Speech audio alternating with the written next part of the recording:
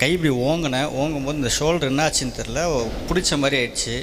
X ray எடுத்து பார்த்தா ஒன்றும் இல்லைங்க, உள்ளே மட்டும் செதை மட்டும் இதுவாகிட்டு இருக்கு உங்களுக்கு, அதெல்லாம் 3 நாள் கரண்ட்டு வைக்கணும் அப்படின்னாங்க.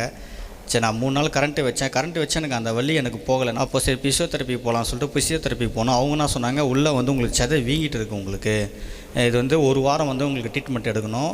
ஃபஸ்ட்டு வந்து உள்ளே கரண்ட்டு வைக்கணுன்னாங்க, கரண்ட்டை வைக்கணும், அப்புறம் அந்த அல்ட்ராசாட் ஒன்று வைக்கணும், அதுவும் பண்ணணும் அப்படின்னாங்க.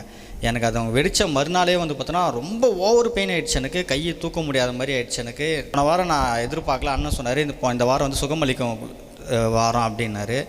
நான் ஜெபம் பண்ணே இருந்தேன், அதில் எனக்கு இந்த வலி எனக்கு வரக்கூடாது சொல்லி நான் கை வச்சு ஜெபம் பண்ணேன். நான் நிஜமாக சொல்கிறேன், எனக்கு இந்த கை வந்து இப்படியும் தூக்க முடியாது, இப்படி பனியன் கழட்ட இப்படி தூக்க முடியாது.